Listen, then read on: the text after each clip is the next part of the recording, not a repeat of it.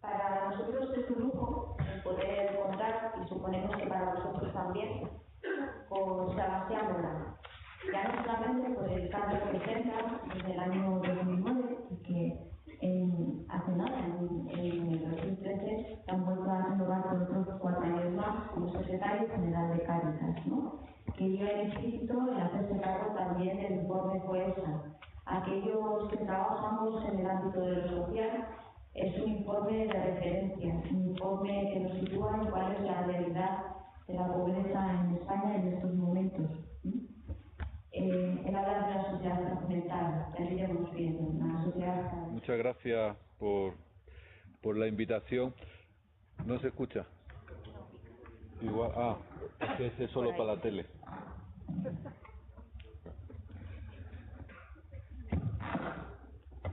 Ahora sí.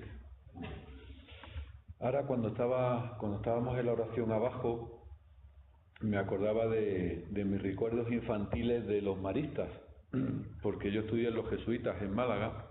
Entonces el recuerdo que tengo es que siempre nos ganaban al baloncesto y me ha dado un bajón que no vea. Pues digo que ahora jugar en casa ajena, a ver si también pierdo el partido de baloncesto hoy. Cada día, en la medida que voy cumpliendo años, me di cuenta lo poco que sirven los currículums, los títulos, las nominaciones que tiene uno, porque al final lo que somos es personas tratando de compartir lo que vivimos, lo que sentimos y lo que pensamos. Esa es mi única intención hoy, tratar de compartir lo que vivo, lo que pienso y lo que experimento, y tratarlo de compartirlo desde la profunda experiencia del Dios de las afueras, del Dios de las periferias, del espíritu que nos lleva y nos mueve hacia otro mundo. Y con una reflexión que va a ser muy sencilla, no preocuparos, no voy a dar muchos números, no voy a dar muchos datos. Si después queréis castigaros con alguno de ellos por eso de que estamos en Cuaresma, en las preguntas me lo hacéis y yo os contesto. Pero yo quiero simplemente compartir 4 pasos. 4 pasos para transformar, para sentir la realidad desde la convicción creyente del Evangelio. Y esos 4 pasos tienen que ver primero con el qué lugar ocupamos, desde dónde miramos la realidad. El segundo tiene que ver con una mirada más estructural, más sociológica, política y económica. Es decir, ¿qué mundo estamos creando? ¿Qué mundo estamos viviendo? ¿Qué mundo estamos gozando algunos y sufriendo otros? Bueno, ¿qué mundo? ¿Cuáles son las claves, a mi entender, de ese mundo que se va construyendo? El tercer punto tiene que ver con cómo leemos el mundo. Es decir, qué claves culturales, qué claves psicológicas, qué claves económicas tenemos para leer el mundo. Porque no hay una lectura del mundo, hay muchas lecturas sobre el mundo. Y dependiendo desde qué imaginario leamos el mundo, una cosa va a ser real o no. Claro, antes compartía por aquí con algunos, pero es algo muy típico decir, yo no me creo los números de Cáritas. Es una cosa muy curiosa cómo hemos convertido la sociología en un objeto de fe, como creer en la Trinidad o creer en el Espíritu Santo. Bueno, ¿y en qué números crees? En todos los demás. Bueno, entonces tiene un problema de ideología, no tiene un problema de creencia sociológica. O leemos en el periódico, los pollos que comemos comen mucho maíz transgénico, y eso me lo creo al dedillo, pero después no me creo los números de Cáritas. ¿A qué tienen miedo? Porque mira que es difícil creerse lo que dice el periódico de lo que comen los pollos, por lo que pillan. Ahora, eso sí, bueno, pues yo creo que es tremendamente importante, y si me achucháis, la lucha o el combate principal que tenemos hoy en día es un combate cultural, es un combate antropológico, ni siquiera es un combate económico, sino un combate de la retórica y las narraciones que hay sobre lo social. Dime cómo narras la sociedad y te diré cómo quieres transformarla. Dime cómo legitimas lo que existe y te diré qué es lo que no quieres cambiar. Dime qué es lo que quieres revolucionar y te diré de qué pie cojeas. Y los discursos son apasionantes en estos momentos. el discurso que todo lo legitima, el discurso que todo lo revoluciona, el discurso de la impotencia, como veremos, el discurso de las prepotencias, el discurso de justificarlo todo. Bueno, pues hay muchos discursos que son los que nos mantienen culturalmente en alza. Y por eso en este contexto y en este ámbito de los maristas, con el ámbito educativo tan central, claro, el combate fundamental es educativo. ¿Para qué estamos preparando a nuestra gente? ¿Para qué? Y yo me diría otra pregunta más radical: ¿y por qué estamos educando?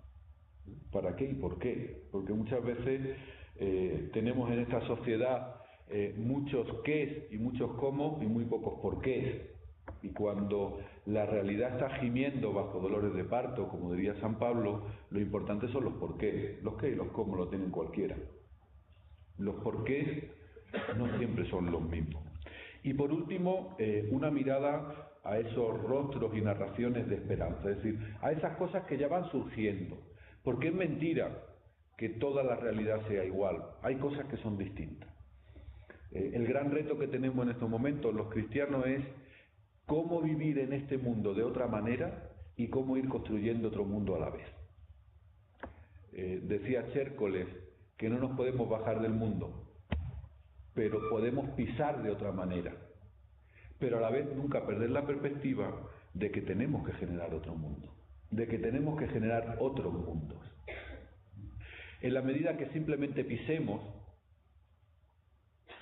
seremos bien intencionados o bondadosos, pero no transformadores.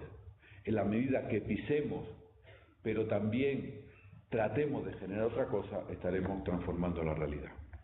Bueno, tenéis ahí el esquema, me parece, que mandé el otro día, y el primer punto yo lo titulo El lugar que da verdad, que es un concepto, una frase, un acerto de Yacuría.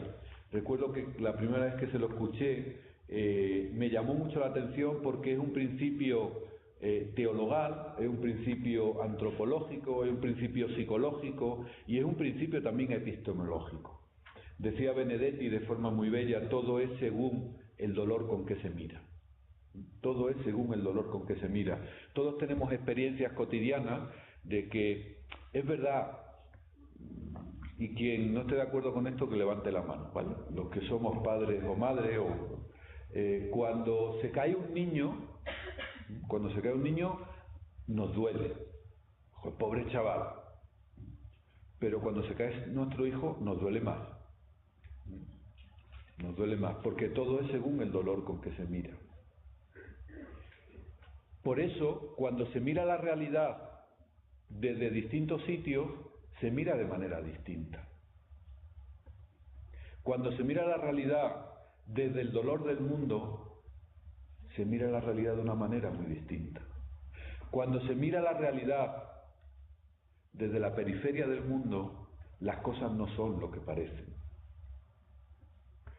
Hace unos meses, en las redes, a propósito del tema de la valla de Melilla, salió una foto que yo creo que expresa muy bien esto, que eran una serie de inmigrantes subsaharianos encima de una valla y abajo otra gente jugando al golf en un campo verde.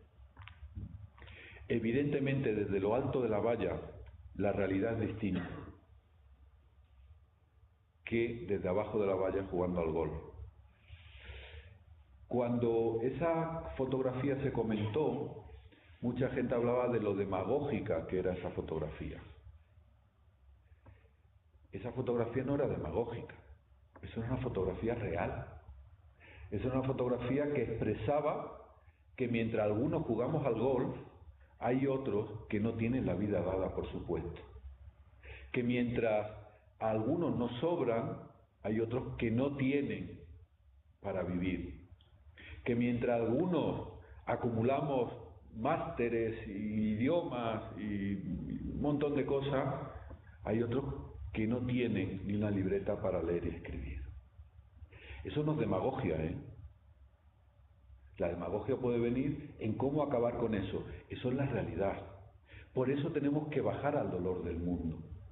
Por eso tenemos que compartir. Por eso tenemos que ir más allá del mero conocimiento, para pasar a eso que en la experiencia cristiana es tan básico como es la compasión, el compartir con, el sentir con. Por eso, el primer punto para poder hablar con sentido, con dirección, con contenido y con verdad, es preguntarnos dónde estamos, desde dónde miramos la realidad, desde dónde experimentamos la realidad. Porque no hay cristianismo sin carne, no hay cristianismo sin experiencia.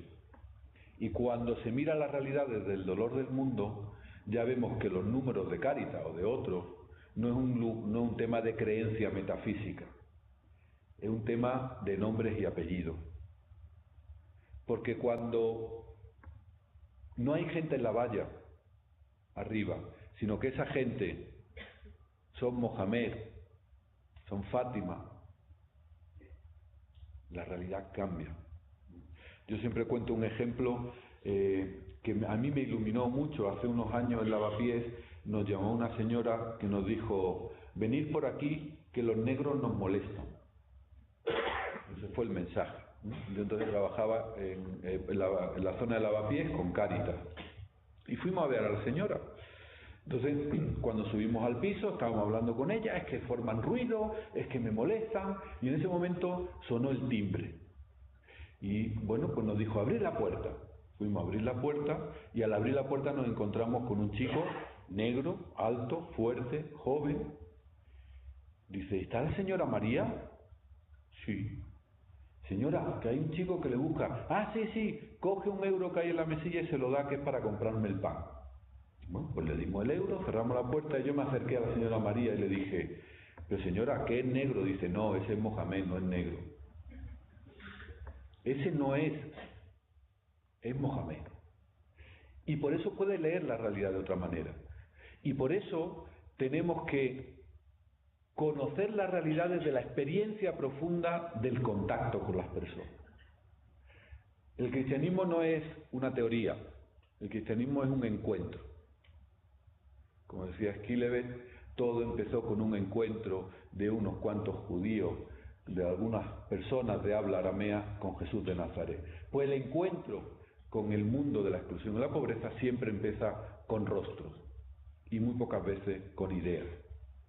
Vivimos en una sociedad que es menos transparente de lo que nos parece. Seguramente vivimos en una sociedad en la que tenemos más datos que nunca y sin embargo somos más tontos que nunca. Yo llamo que vivimos en un estadio de ignorancia informada. Todos tenemos muchísimos datos de todo, pero todos sabemos muy poco de todo. Esto fue muy curioso en la crisis, ¿no? No levantar la mano, porque no miren mal después el compañero, pero estoy convencido que una gran mayoría de los que estáis ahí, cuando empezó la crisis, no sabíais qué era la prima de riesgo. Teníamos la prima Remedito, la prima Lola, pero la prima de riesgo no teníamos ni idea. Bueno, pues en esos años se convirtió en un tema de conversación en los bares. Se hablaba de fútbol, se hablaba del tiempo, se hablaba de lo bueno que estaba el jamón y de la prima de riesgo. Ahora, saber qué era la prima de riesgo, ni puñetera idea la gran mayoría. Nos creíamos que sabíamos. Ahora ya no tenemos la cabeza sobre los hombros, la cabeza la tenemos en un bolsillo con un smartphone. A ver, ¿qué sabemos de esto? ¿Qué sabemos de esto? Bueno, la información es necesaria, pero no es suficiente. Y esto es un principio educativo básico. Podemos meter mucha información a nuestros chicos. Podemos hacerlo absolutamente competentes en las materias, pero absolutamente tontos para la vida. Y cuando hablo de tontos no hablo de una característica psicológica, sino moral. Vivimos en un momento donde la sabiduría moral no sabemos transmitirla porque estamos agotados de la ingente cantidad de datos. Y es muy curioso, y en sociología del conocimiento se estudia mucho, a más datos no hay más verdad, simplemente hay más datos. Simplemente hay más datos. Y nada más que os tenéis que acercar a las tertulias, a los parlamentos, donde uno dice 5, el otro dice 7, y ambos datos son verdad, pero todo depende del lugar donde miramos. Por eso en estos momentos necesitamos una hermenéutica sólida para tiempos líquidos. Sabéis que Bauman habla que vivimos una sociedad líquida, donde todo es relativo, donde todo es frágil, donde todo es vulnerable, donde todo fluye. Bueno, pues necesitamos una hermenéutica sólida en este tiempo donde todo fluye. ¿Y cuál es la hermenéutica del Evangelio? La fragilidad, la debilidad y la exclusión. Ese es el lugar del Evangelio. Cuando el Papa, el Evangelii Gaudium, dice, mira, poneros como os pongáis, el tema del compromiso con los pobres ocupa el lugar central del Evangelio. Hacer todas las teologías que queráis, tratar de buscar todas las justificaciones, que si son pobres de espíritu, que si son pobres... En el Evangelio, el lugar central del Evangelio está el compromiso con los pobres. Y el resto está en función de esa debilidad, de esa fragilidad y de esa vulnerabilidad. El compromiso con los pobres no es algo que añadimos a lo que nosotros hacemos, sino que es algo central en nuestra fe. Nadie puede decir, creo en el Dios de Jesucristo, sin decir, estoy comprometido con los pobres de este mundo. Tan herejía sería alguien que diga que sí creo en el Dios de Jesús y no esté comprometido con los pobres, como decir que hay 4 personas de vida en vez de 3. Tan herejía, ¿eh? Y estoy hablando teologalmente. Nos preocupa mucho que alguien diga que hay 4 personas divinas, que yo sepa nadie lo ha dicho, pero bueno, por si nos inventamos hoy una herejía, eso nos preocuparía mucho. No nos preocupa nada que los pobres sean simplemente un concepto para algunos, para los raros, para los comprometidos, para los rojos, para la gente. ¿Qué vamos a hacerle? Hay gente de todo, ¿no? Independientemente de la vocación personal de cada uno, los pobres ocupan un lugar central en el Evangelio de Jesús. Y decir que es un aspecto simplemente consecuencia de, es una auténtica ruptura del Evangelio de Jesús. Y eso tenemos que verlo. Y por eso estamos llamados a leer la realidad desde el lugar del pobre. Eso que tantas veces se ha repetido en la teología latinoamericana, eso que tantas veces hemos escuchado al Papa actual, la opción preferencial por los pobres, que es una opción cristológica, teologal, no ideológica, es central para poder decir sí creo, Por lo tanto, yo creo que aquí, y luego lo diré, hay una llamada clara, ¿desde dónde leéis la realidad? Esto en el ámbito educativo, y permitirme que sea un poco provocador, es muy claro, ¿no? Hace unos años en un colegio, no era de los maristas, era de una congregación religiosa, pero prometo que no era de los maristas, que lo hacéis mejor. Me encontré con el director de un colegio y dice, ya hemos solucionado el tema de los pobres en el colegio. No me sabía yo me creía que me iba a hablar que había más becas o algo así. Dice, no, tenemos una asignatura obligatoria de voluntariado. Oye, y los chavales les gusta, ¿eh? A los chavales les gusta. Y yo la pregunta que le hice, ¿y a las personas que atienden? Porque con esto del voluntariado muchas veces lo que hemos hecho es una especie de muro de Facebook, ¿no? Que más que un compromiso es un me gusta, no me gusta. Me gusta, no me gusta. Pero la pregunta no es si le gusta a nuestros chicos. La pregunta es qué estamos transformando en la realidad. ¿Cómo se están sintiendo aquellos a los que vamos a ver? ¿Cuál es la finalidad? Es un lugar central. No es un instrumento es un lugar central. Bueno, bajar al dolor del mundo no es algo que nos podamos poner como para algunos, sino que es para todos. Cada uno según vocación, cada uno según posibilidades, pero es para todos. ¿Y cuáles son los lugares de dolor del mundo? Bueno, pues en esto que yo llamo los procesos estructurales, me gustaría señalar 3 aspectos, de manera, espero que muy sencilla.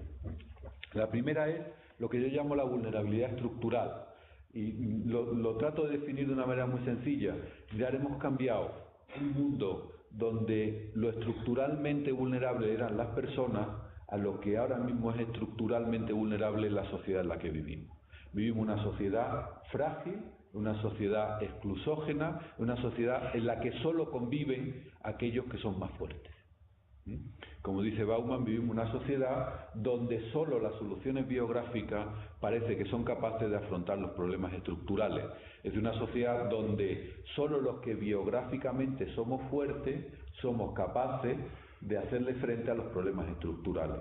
Aquellos que son débiles quedan abandonados, quedan a la orilla. Y eso se ha visto de una forma muy patente en la crisis. Hay un claim, un leitmotiv que se habla mucho, que la crisis ha afectado a todos. Mentira. Ni experiencialmente, ni estadísticamente, ni económicamente, ni sociológicamente hay ningún estudio, ninguno, no los de Cáritas, que diga esto. La crisis ha afectado más a los más vulnerables. Y la crisis, incluso para sectores de no vulnerables, le ha venido muy bien. El problema económico en el mundo ahora no es de falta de dinero, es de sobra de dinero. La cuestión es qué hacer con ese dinero. No es verdad.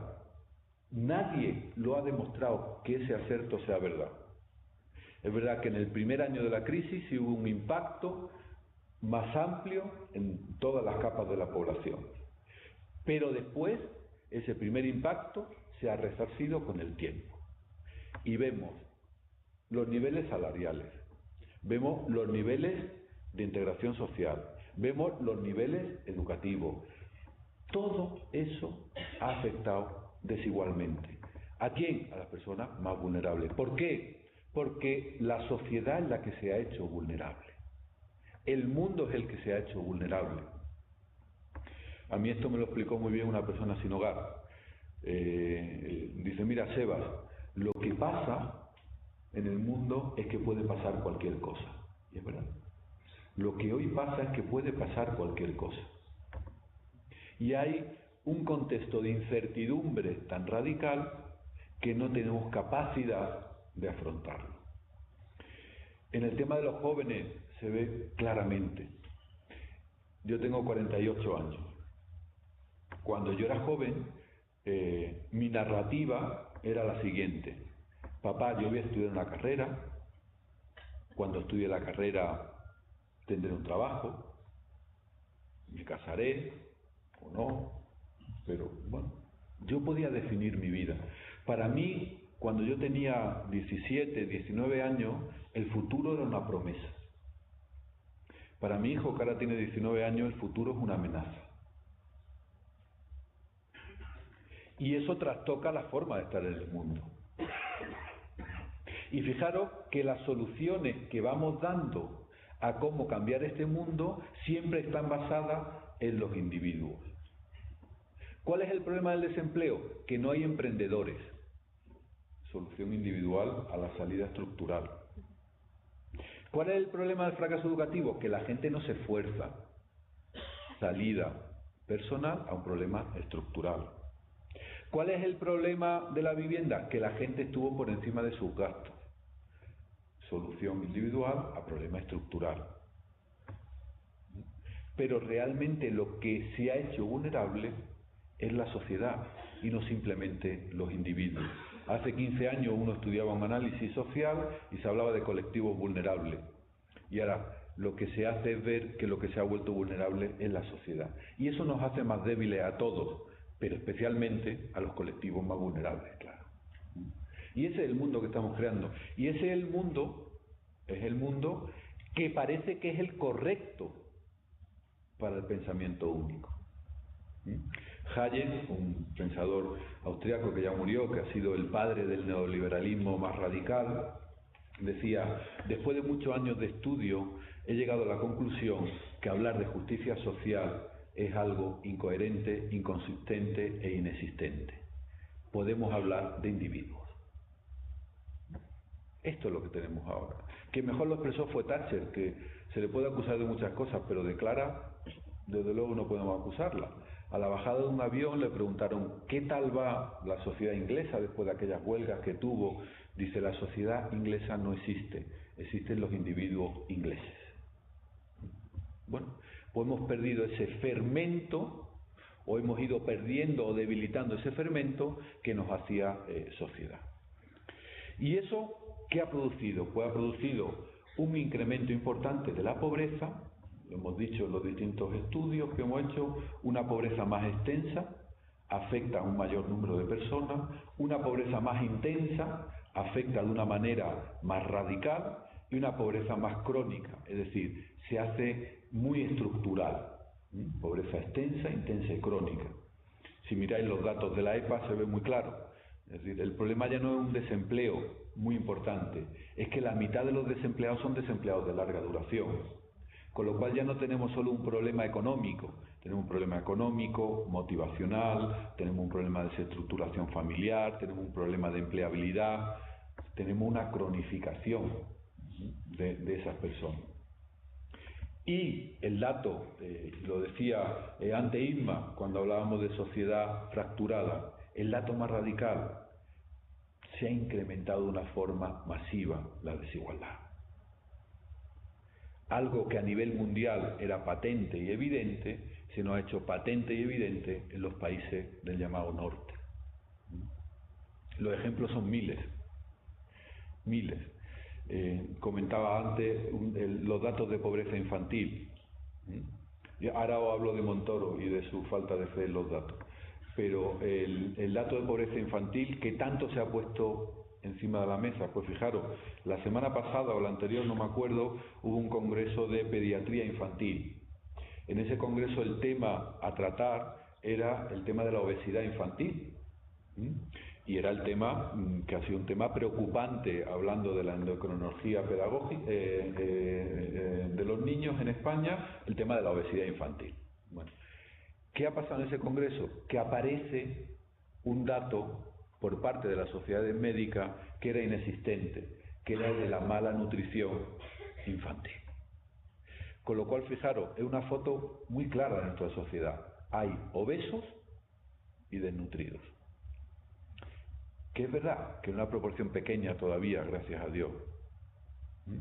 Hay famélicos y gordos. Hay gente que tenemos acceso a bienes de salud, a bienes educativos, a bienes económicos, y hay personas que no tienen acceso a esos bienes. Hace 3-4 años, en un viaje a El Salvador, una campesina salvadoreña lo expresó de una manera muy patente, a las afueras de San Salvador, y me decía: mira, Sebas, a nosotros la pobreza no nos asusta, siempre hemos sido pobres, hemos vivido con muy poco, a nosotros nos indigna la desigualdad. ¿Por qué yo no tengo médico y en el barrio enfrente hay 2 hospitales? ¿Por qué mi hijo no tiene escuela y en el barrio de enfrente hay 3 internados? ¿Por qué yo no tengo casa y vivo en una cabaña y en el barrio de enfrente hay cientos de casas vacías? Es aquella frase que en España se hizo célebre, ¿no? Hay miles de personas sin casas y miles de casas sin personas.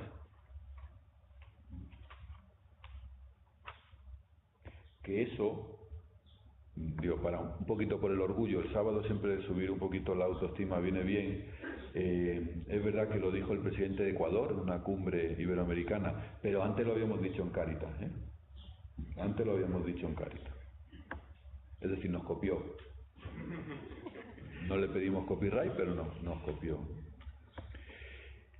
Y fijaros, es que estos datos podemos matizarlos, claro que sí, absoluto solo hay Dios.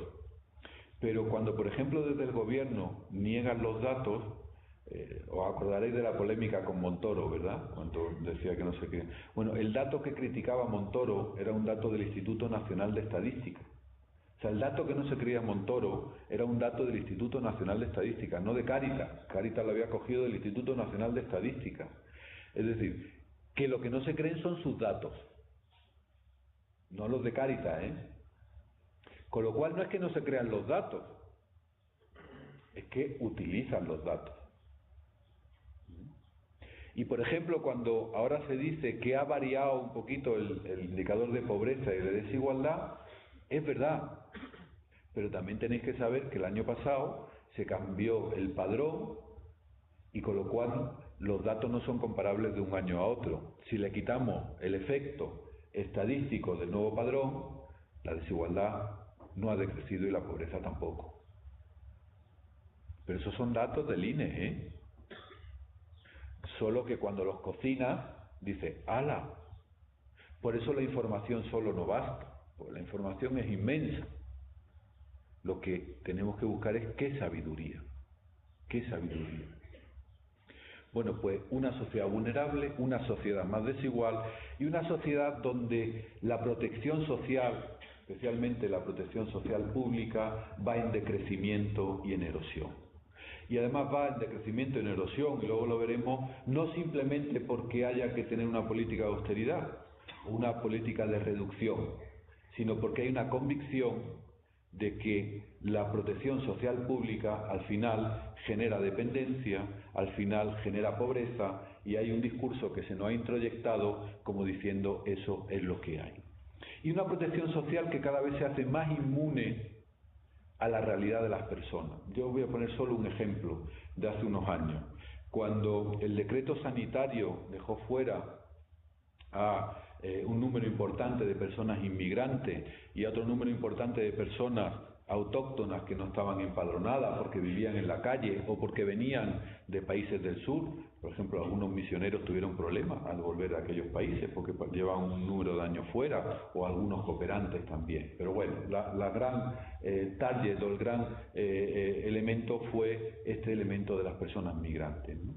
Fuimos a hablar con una alta responsable del Ministerio de Sanidad y le empezamos a exponer historias de personas que habían quedado excluidas de la sanidad. Y dijo algo que expresaba muy bien esto. Dice, mirad, la política no se hace con personas, se hace con agregados estadísticos. Y el agregado estadístico de personas que quedan fuera de la sanidad es pequeño. Por lo tanto, es una política válida. El problema es que ese tanto por ciento pequeño es el de los más débiles y el de los más excluidos. De alguna manera, fijaros que lo que es tremendo es que legitimamos una forma de proceder como buena cuando está dejando fuera a los más pequeños sistemáticamente. Bueno, no quiero enrollarme mucho más en ese ámbito, ¿no? Una sociedad estructural más vulnerable, con más pobreza y desigualdad y con una debilidad importante en los mecanismos de protección. Fijaros que realmente el mecanismo de protección que estos años atrás mejor ha funcionado ha sido la familia. Sin la ayuda, sin la compactación, sin la cercanía de la familia, hubiera sido un auténtico desastre, un verdadero desastre. Cuando los periodistas preguntaban, ¿y por qué no hay una guerra en España con los datos de pobreza? ¿Y por qué no hay más revolución en la calle? ¿Y por qué no sé qué? Bueno, pues uno de los elementos más clave es pues porque hay familia. Porque hay hijos que han vuelto a vivir con los padres, porque hay padres que se gastan las pensiones en los hijos y en los nietos, porque la familia extensa ha funcionado, los hermanos se han unido, los hermanos se han apoyado, los hermanos se han ayudado, bueno, pues por todo eso, ¿no? Y hemos tenido que la protección social privada, es decir, familia y organizaciones, ha sido mucho más certera, mucho más enfocada que la protección social pública. Pero bueno, estos procesos más estructurales que acaecen, ¿en qué contexto se hacen? ¿En qué lógicas culturales lo hacemos? Mirad, la primera, hemos empezado a jugar el partido diciendo que ya lo hemos perdido. Esto también me lo explicó muy bien una persona sin hogar que estaba pidiendo en la calle. El cartel que tenía era, esto es lo que hay. Esto es lo que hay. Y yo le dije, hombre, pero ¿podría haber otra cosa? No, esto es lo que hay. Y este es el discurso en el que estamos. El discurso de lo que hay. Mira, siempre va a haber pobre entre vosotros. ¿No? Si ya lo dice Jesús en el Evangelio.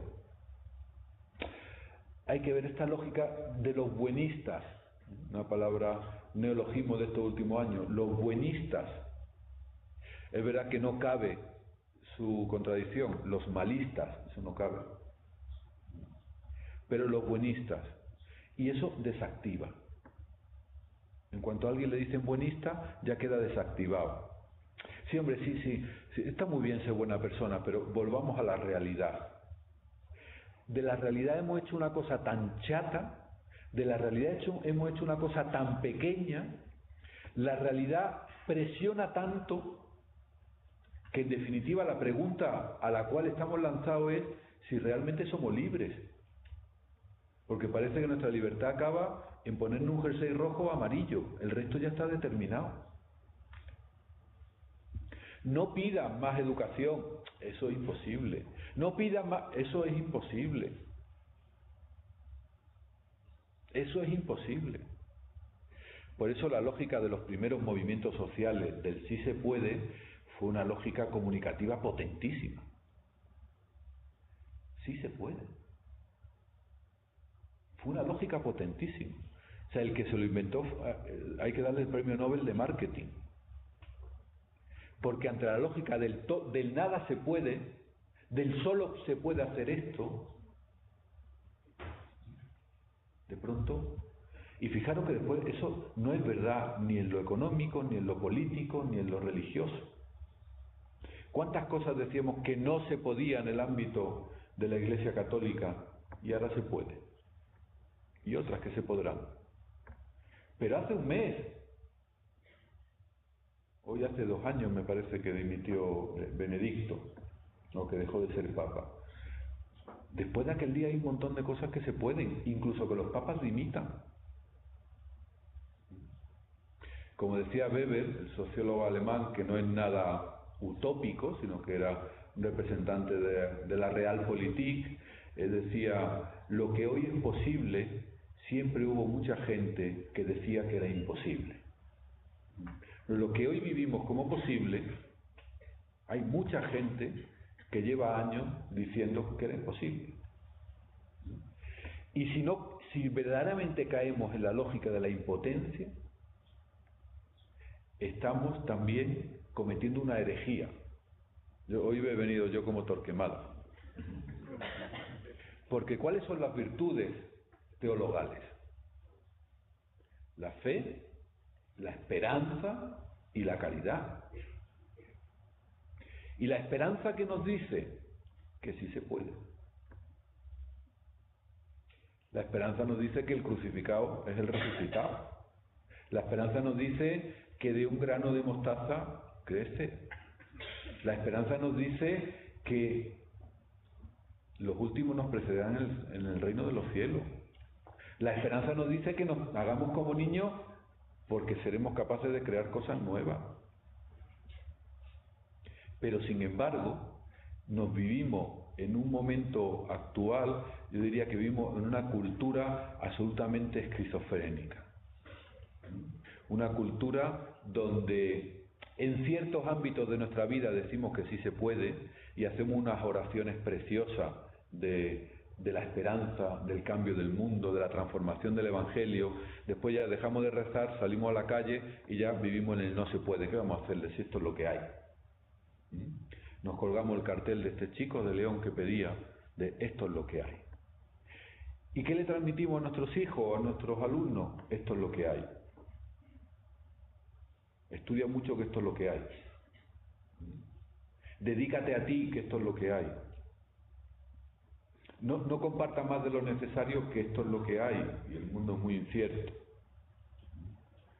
Y estas dinámicas, estas lógicas del no se puede hacer nada son tremendas. Y aquí tenemos que mirar mucho al sur porque las comunidades más pequeñas, las comunidades más abandonadas, las comunidades más frágiles, cuando estás con ellos te dicen sí se puede. Cuando el terremoto de Haití, estuvimos en Jacmel, una ciudad también grande, más pequeña de Puerto Príncipe, pero también grande en Haití, que había quedado también muy afectada por el terremoto, nos asomamos como una loma y allí había escombros y niños, es lo que se veía allí, escombros y niños. Mi lógica fue la de la impotencia, la del no se puede. Yo veía solo, absolutamente escombros. Cuando vinieron dos personas de la comunidad, de la parroquia que estaba allí, empezaron a explicarme dónde iban a estar las calles, dónde iban a construir la escuela, dónde iban a jugar los niños, porque él veía más de lo que yo veía. Él estaba viviendo en la lógica de la esperanza y yo vivía en la lógica de la impotencia. Y si en comunidades pequeñas, débiles, muy castigadas, hay personas que ven calles donde yo veo escombros, en sociedades como las nuestras, con tantas capacidades, ¿por qué solo vemos escombros donde hay calles? Porque interesa, y hay una cultura, y hay una colonización de la mentalidad social de decir, esto es lo que hay, esto es lo que hay. Y hemos conseguido un determinismo social que ni siquiera Marx, en sus sueños más oníricos, pensaba. Engels, transmitiendo ese pensamiento marxiano, decía que la utopía marxista sería cambiar el gobierno de las personas por la gestión de las cosas, porque la gestión de las cosas es lo que es, y el gobierno de las personas puede ser cualquier cosa. Bueno, pues eso lo hemos conseguido ahora. Tenemos sociedades basadas en la gestión de las cosas y no en el gobierno de las personas. Y ahora no me estoy hablando a nivel político, a nivel de los colegios, a nivel de nuestras organizaciones sociales, que las organizaciones sociales estamos en la misma lógica. Muchas veces la lógica de la subvención, en la lógica de los mínimos, en la lógica de gestionar cosas y no gobernar personas. Cuando digo gobernar no es mandar, es movilizar personas, ¿no? Bueno, la lógica de la impotencia. En segundo lugar, en la racionalidad del sufrimiento. Esto, a ver si soy capaz de expresarlo. El problema no es que haya personas o grupos o instituciones o grandes corporaciones que hagan cosas malas. Eso es problemático, claro. El problema es que hemos generado un pensamiento que eso lo da como bueno. Eso lo da como bueno. Hablando con el ministro de Interior, cuando las concertinas las vaya, el problema no es que el ministro sea malo, que no lo es. Digo, moralmente, no lo es. El problema es que tener concertinas era algo normal, bueno y deseable. Porque las heridas que hacían en las personas eran superficiales. Claro, cuando lo que hacemos no es que seamos malos, sino que nuestro discurso legitima de una manera muy normal el sufrimiento. Un ministro decía, pero hombre, no querréis que los inmigrantes tengan los mismos derechos. Pues sí, pero hombre, pero que sea como tú. Sí, es que es como yo. O sea, el problema no es que lleguemos a hacer, sino el problema es que lo legitimamos. Hannah Arendt, que era una pensadora judía, en un artículo de periódico que después se convirtió en libro, por el cual le criticaron mucho la comunidad judía, Eichmann en Jerusalén, ella hablaba de la banalidad del mal. Y había un juicio a Eichmann, que fue uno de los que estuvo en un campo de concentración. Entonces todo el discurso público era, qué malísimo es Eichmann, qué tipo tan cruel, qué tipo tan poco humano como para hacer las cosas que hizo. Y Hannah Arendt puso el dedo en la llaga, dijo, no, el problema no es que Eichmann sea malo, el problema es la banalidad del mal, es decir, todas aquellas personas teóricamente buenas que callaron. El problema no es que haya gente mala, siempre habla gente más o menos mala, el problema es todo el mundo que silenció. El problema igual no es que haya apedreastras en la iglesia, es todo el mundo que cayó durante tanto tiempo. La banalidad del mal. Eso es lo que nos pasa ahora. Aquel poema, ¿no?, tan repetido, de vinieron a por los gitanos, pero como yo no era gitano, no me preocupé. Vinieron a por los judíos, pero como yo no era judío, no me preocupé. Era normal. Vinieron a por los cristianos, pero como yo no era cristiano, pues no me preocupé. Vinieron a por mí y ya no quedaba nadie. Y ya no quedaba nadie. Esa es la lógica en la que estamos. La lógica, el problema no es que haya actos malévolos, el problema es que lo hemos hecho banal. También lo decía Luther King, ¿no? El problema no es la gente que hace actos tremendamente violentos, el problema es la banalidad y el silencio con el cual trabajamos. Bueno, pues esto se ha hecho cultura. Y cuando tú escuchas las conversaciones sobre las personas migrantes, sobre las personas empobrecidas, sobre las personas de los países del sur, tenemos lenguaje absolutamente legítimo. Y legitimamos eso. Y generamos daño ecológico siempre tiene que haber daños colaterales. Siempre tiene que haber daños colaterales. Y el sufrimiento tiene sentido, pero no tiene lógica. El sufrimiento tiene sentido, porque pertenece a lo humano, pero no tiene lógica, porque pertenece a lo inhumano. Y esta diferencia es vital. Evidentemente siempre nos va a acompañar el sufrimiento. Lo decíamos en lo que leíamos antes de Chércoles también. Pertenece a lo humano. A mí ayer me sacaron una muela. Y con lo cagón que yo soy, ya verá que no puedo ni hablar el sábado. Después no te duele, pero el sufrimiento nos acompaña. A veces incluso imaginado, aunque no te duela. Porque el sufrimiento pertenece al sentido de lo humano, pero no a la lógica de la legitimación de lo humano. El sufrimiento inocente no es lógico, aunque pueda tener sentido vivirlo. No es lógico. La crucifixión no es lógica, pero tiene sentido, y un sentido salvador para nosotros los cristianos. Bueno, en último lugar, la expulsión de la ética del discurso público. Bueno, hemos vivido una colonización técnica de la sabiduría moral. Y al final lo moral queda como poesía. La ética se ha hecho un ornamento a las decisiones verdaderas, que son las decisiones económicas y técnicas. Al final queda, bueno, pues si hemos cumplido el protocolo técnico, hemos cumplido con lo ético. Esto es lo del chiste que también cuento mucho de una familia que están operando al padre. Sale el médico y la familia le pregunta al médico: doctor, ¿qué tal la operación? La operación perfecta. Y mi padre ha muerto. Bueno, pues vivimos en el mundo de las operaciones perfectas, aunque generen muerte. De las políticas perfectas, aunque generen muertes. Del crecimiento perfecto, aunque genere exclusión.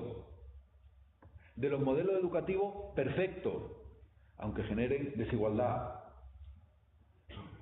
Lo ético ha quedado como un algo marginal en nuestro discurso. De vez en cuando tiene que venir un ético, además se habla así, un ético, que no, eso debe ser como un marciano, un ético, que nos hable algo de la ética. La ética es una especie como de sal para la ensalada. La ensalada ya está. Vamos a echarle un poquito de sal.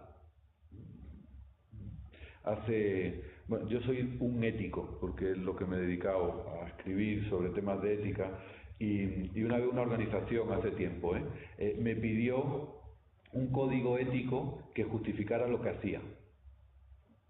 O sea, ellos hacían, no iban a cambiar nada de lo que hacían. Lo que necesitaban un código ético que justificara lo que hacían. ¿Por qué? Porque la ética es algo paradójico que está alrededor. Justifiquemos lo que hacemos. Con lo cual la ética ha perdido su balance crítico y transformador y se ha convertido en una ética legitimadora de lo que hay, porque se ha dejado comer por lo técnico. Entonces, al final, la cultura del instrumento, la cultura instrumental, se ha comido a la cultura de la sabiduría. Y esto es gravísimo. Esto es gravísimo. En el mundo educativo, el ejemplo que yo ponía en las últimas, o en las penúltimas, no me acuerdo, elecciones a la Comunidad de Madrid, el gran debate educativo fue que el PP ponía 3 ordenadores y el PSOE 4 o viceversa. No me acuerdo cuál era, pero era un debate de quién ponía más ordenadores. Era la lucha del yo más. ¿Dónde está? No, lo importante es tener ordenadores. ¿Hacia dónde? ¿Con qué horizonte? Tener ordenadores. ¿Pero para qué? Da igual, tener ordenadores.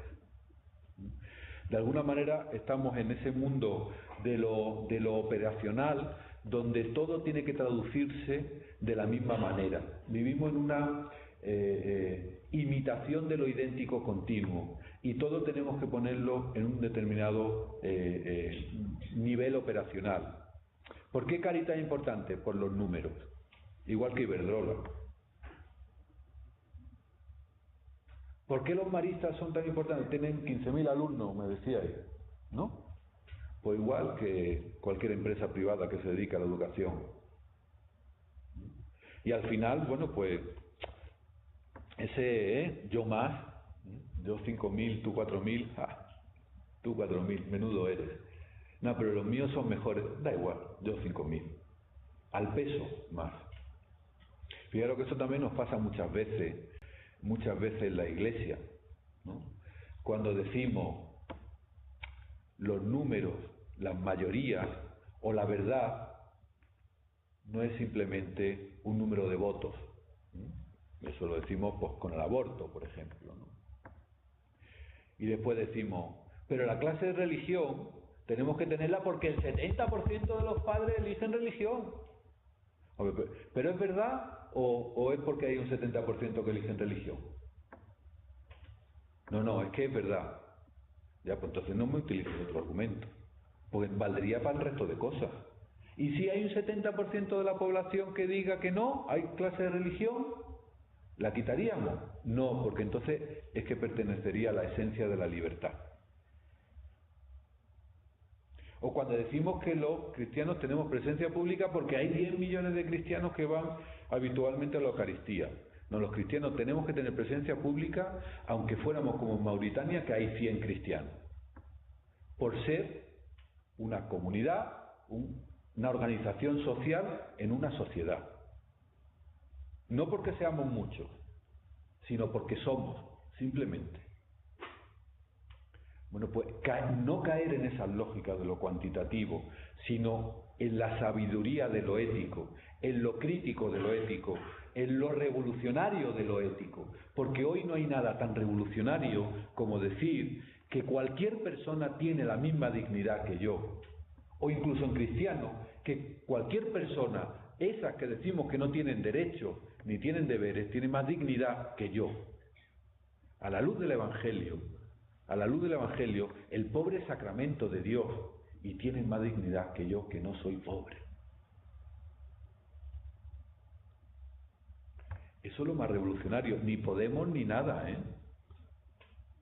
O sea, lo más revolucionario que hay ahora mismo es decir que todos somos hijos e hijas de Dios y merecemos el mismo trato.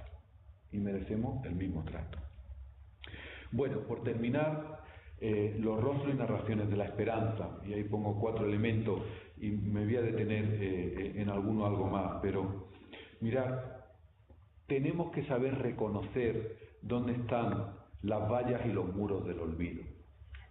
No conocer, sino reconocer. Y reconocer es arriesgarnos a decir, tú eres el hijo predilecto y la hija predilecta de Dios. Esos que están en las vallas, esos que están excluidos, esos que no existen, esos que están siendo masacrados en Siria o en Irak, esos son los predilectos, no nosotros. Hombre, pero Dios quiere a todo el mundo, sí, pero de distinta manera. con especial predilección a los más débiles y a los más frágiles. Y eso significa reconocerlo en nuestras vidas. Reconocerlo en nuestras vidas. El Papa, en eso se le nota que es jesuita, porque cita literalmente una carta de San Ignacio, dice que la amistad con los pobres no hace amigo del Rey Eternal, no hace amigo de Dios. El reconocimiento de las personas empobrecidas es lo que nos constituye a nosotros también como personas. El acercarse al samaritano tirado en la cuneta, al tirado en la cuneta, es lo que nos hace personas, porque es lo que nos hace dignos, nuestra dignidad relacional, ser responsable del otro sin esperar la recíproca que decía Levinas. Y eso solo se hace desde la carne, desde el tocar. Y hay una pregunta que llevaros para vosotros. ¿Dónde están los pobres en vuestro ocio? No solo en vuestra obligación para ser voluntario. Vuestros amigos son de los muros del olvido. ¿Con quién vemos el fútbol? ¿Con quién nos jugamos nuestros cuartos?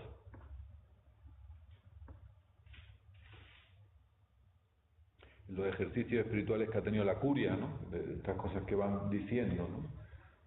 Al final vivimos pensando en la periferia, pero gozando los honores, o realmente nos excluimos de los honores y vivimos en las periferias. Porque al final tenemos un discurso de las periferias, las periferias. No hay cosa peor que repetir mucho las palabras, ¿no? Pero ahora con esto de las periferias, hace poco me encontré a un vicario de una diócesis, no era de Madrid, le digo, ¿dónde va? Dice, a la periferia de la formación del clero. Con lo cual, él decía que vivía en la periferia de la formación del clero. Me formar a los curas es complicado, pero periferia, periferia. Por lo tanto, es la carne, es el tocar, es el contaminarse, son los olores. En Camboya, me decía un chico muy joven, camboyano, dice, no habléis de los pobres, sino veniros a vivir con los pobres. Porque es lo único que nos da verdad. Y si en nuestra vida queda como un pensamiento, como un deseo, al final no hay esperanza si no hay reconocimiento, contacto, contaminación. Porque el problema no es hacer cosa para, sino vivir con, o vivir en, o vivir con. En segundo lugar, el saber rescatar esas comunidades de memoria y resistencia que van creando otros mundos. Y esto sí que me gustaría destacarlo mucho. Mirad, y lo decía al principio, se trata de cómo vivimos en este mundo de otra manera y cómo vamos creando en otro mundo. Bueno, hay multitud de iniciativas económicas, multitud de iniciativas comunitarias, multitud de iniciativas de gestión del bien común que nos dicen que es posible vivir de otra manera. Hay cooperativas de consumo, hay cooperativas sociales a la hora de repartir bienes básicos, hay gobernanza de estructura del bien común, hay banca ética, hay tantas iniciativas que ya existen, que no es una cuestión de utópico o buenista, es que ya existen. En el último informe FOESA, que eso ha tenido menos publicidad, en el capítulo de cómo saldremos de la crisis hay hasta 500 iniciativas novedosas. Vosotros tenéis una empresa de inserción, también me comentaba Isma. Otra forma de hacer economía para que los últimos sean los primeros. Es que eso ya existe. Es que existe el comercio justo, donde permitimos un tipo de comercio con productos de calidad que respetan los derechos humanos y medioambientales. Es que ya existe. Es que no hay que inventarlo, hay que practicarlo. Y ahí tendríamos que ser los cristianos, estar en primera fila de esas nuevas formas de vivir dentro de este mundo, pero de esas nuevas formas de vivir. Y ver qué hacemos con cómo producimos, cómo consumimos, cómo compartimos, cómo invertimos. Porque tenemos que ser consumidores eficientes, pero sabios. Y sabio es un carácter ético. Tenemos que ser productores eficientes, pero sabios. Tenemos que ser consumidores eficientes, pero sabios.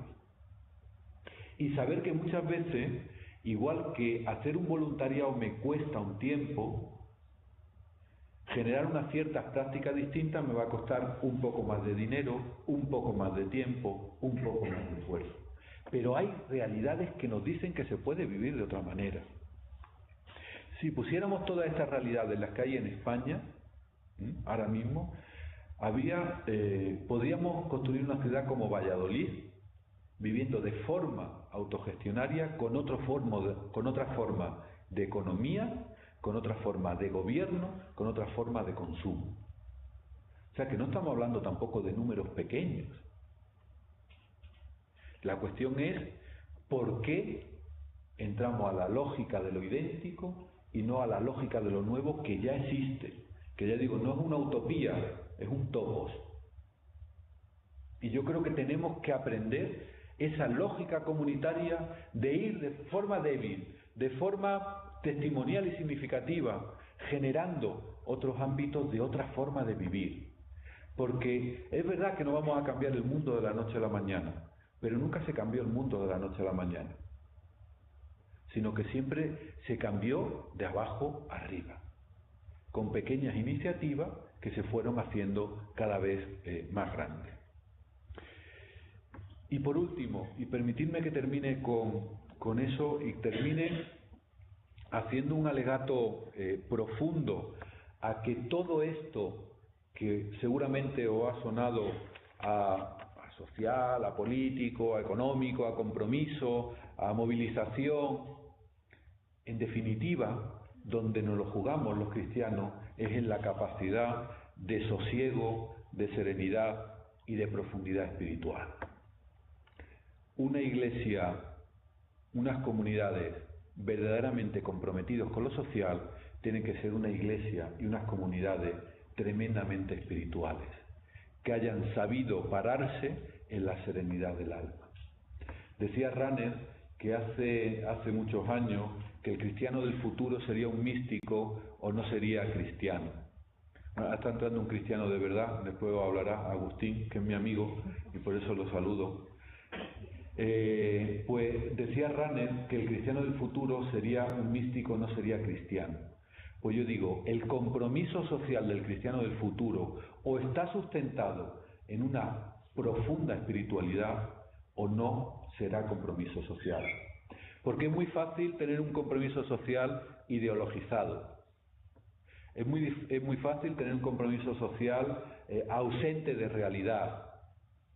Pero la espiritualidad, esa espiritualidad que yo llamo interioridad extrovertida, es la que nos asienta en la realidad. Vivimos en el mundo de la hiperactividad, de la hiperatención, el multitasking, dicen los sociólogos del conocimiento, que ahora lo que nos lleva, ¿no? Estáis escuchándome, mirando el teléfono, tomando nota y pensando qué vais a hacer de comer. Y eso parece que nos da como una mayor capacidad, pero fijaros, todas estas multitasking nos asemejan mucho más a las fieras salvajes que a los humanos, porque realmente la evolución a los humanos nos ha hecho menos capaces de muchas atenciones porque no nos tenemos que defender que nos coma un león o que no se nos caiga un árbol. Es decir, podemos estar atendiendo a una cosa y no atendiendo a la cría, que no me coma el león, que no se me caiga el árbol y que no se me escape el conejo que voy a coger. Bueno, el multitasking es salvajismo en definitiva. Al final nos desconcierta de la realidad y nos aleja de la realidad. Al final somos más bien seres agitados que seres comprometidos. Y decía Walter Benjamin que la pura agitación no produce nada nuevo, reproduce y acelera lo existente. Porque muchas veces el pensamiento único y el contrapensamiento único proceden de la misma madre, proceden de la madre de la agitación. es tú dices blanco, yo negro. Tú dices negro, pues yo blanco. Pero al final el compromiso no es gritar más, el compromiso no es ser más, el compromiso no es hacer más cosas, el compromiso es mirar en profundidad el dolor del mundo. Y eso nos exige separarnos. Fijaros, Nietzsche, que podemos acusarlo también de todo, excepto de ser un espiritualista extrovertido, nos decía en Humano demasiado humano, dice: por falta de sosiego, nuestra civilización desemboca en una nueva barbarie. En tiempo de Nietzsche no había ni internet, ni móviles, ni nada, ¿no? O sea, ahora Nietzsche se moriría de susto, ¿no? En ninguna época se ha cotizado más a los activos, es decir, a los desasosegados. Cuentan, por tanto, entre las primeras correcciones necesarias que deben hacérsele al carácter de la humanidad el fortalecimiento en amplia medida del elemento contemplativo. Porque los cristianos tenemos, es verdad, una tremenda posibilidad de convertirnos en un espiritualismo desencarnado y decir la pobreza no nos afecta, la injusticia no nos afecta. Nosotros tenemos nuestro discurso, nuestros colegios, nuestro voluntariado, pero que no nos toque mucho, que no nos contamine la pobreza. Pero tenemos el peligro contrario también, el de ser simplemente seres agitados, muchas veces muy agitados, muchas veces con gran capacidad de agitación porque hacemos muchas cosas con pocos medios, pero en definitiva lo que estamos es reproduciendo lo existente y desasosegándonos, porque no hay ese parón del alma donde podamos decir: no sé dónde están los pobres, pero ellos son míos. Gracias.